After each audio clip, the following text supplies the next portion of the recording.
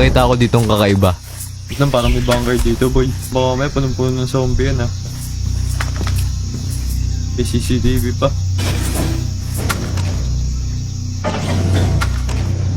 Oh no, sumara bigla. Hindi, wala. Parang base lang, maliit na base. So niloot ko muna ng mga pwede kong malutan dito. Diretso ko lang ulit ng pag-explore ko. Nakakita ako dito ng kotse and nakakuha ako dito ng magazine ng Desert Eagle. Tinuloy ko lang ulit ng paglalakbay ko hanggang sa makita ko tong parang town. Oh no, may mga zombie.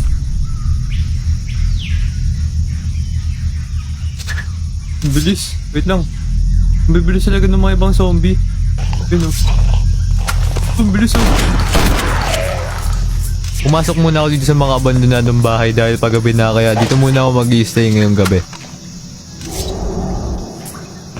Kinabukasan, in-explore ko lang tong interior na itong napasukan ko. Bumalik ako sa second floor and tignan nyo naman, naging overgrown na tong lugar na to. Kaya umalis na ako dito, wala rin naman kasing loot doon. Kaya lumipat naman ako dito sa kabilang building and mukhang simbahan na itong napasukan ko. Binuksan ko lahat ng lamps na nandito para madali ko makita pag pupunta ako ulit sa lugar na to, lalo na pag sa gabi. Bumalik naman ako dito sa second floor tsaka nakakita rin ako ng mga crate dito na may mga labang plushies, magazine tsaka tong military helmet. In-explore ko every room na nandito. Sa unang room nakakuha ko ng HK416 magazine dito. Sa pangalawang room naman parang may minasakar pa ata dito. Sa pangatlong room din naman puro cabinet lang dito na ayaw mabuksan. Lumabas na ako dito sa church and niloot ko muna tong kotse ito na may mga lamang kakaibang stick. Nakakita ako dito ng hagdan sa bahay ito kaya umakyat muna ako then may nakita akong food barrel dito na may mga lamang oak planks, hilaw na beef, tsaka tong throwable sword. Ni-explore ko yung iba't ibang bahay dito kaso walang mga loot na nandito kaya umalis na ako sa area na to. May nakita ako dito ng butas kaya gumapang ako para pasukin to then tinignan ko muna kung ano yung meron dito. Hindi, wait lang.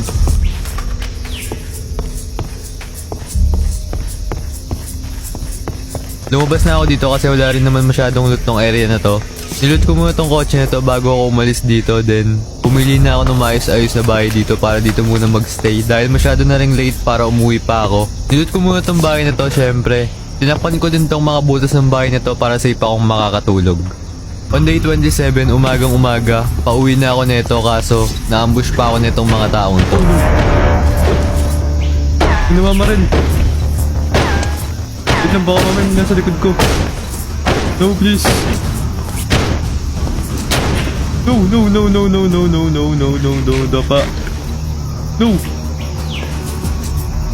Uy, umayos ka. Loko ka. Wait lang. Ano nangyari doon? Oh no, tanggalin mo nga itong shield na to. Di ako makabaril ng maaari. Wala ko, mamatay pa ako, takbo. Umuwi na ako agad para malagay ko na yung mga nakuha ko loot sa base ko. Then may nakita akong lighter dito.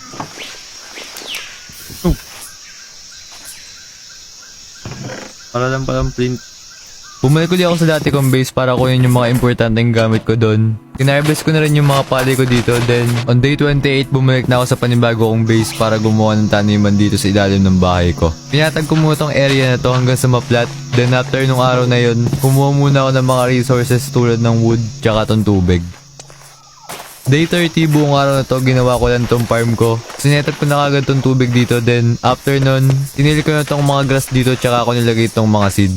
Gumawa na rin ako ng fence dito para iharang dito sa farm ko. Baka kasi mamaya habang nag-harvest ako dito, may umatake na lang ng zombie sa akin bigla. Kaya dagdag safety na rin. Lumabas ako dito para kumuha ng isang electric fence. Butas-butas kasi yung mga ibang harang dito kaya nagpaplano akong gumawa nito para ayusin yung mga harang doon kaso Lilima lang iron ko eh. Wala kasi kumahanap na cave dito. kaya on day 31 naalala ko yung cave na nakita ko kaninang day 11 ata yun. Kaya pinuntahan ko na and buti naman natandaan pa ng utak ko.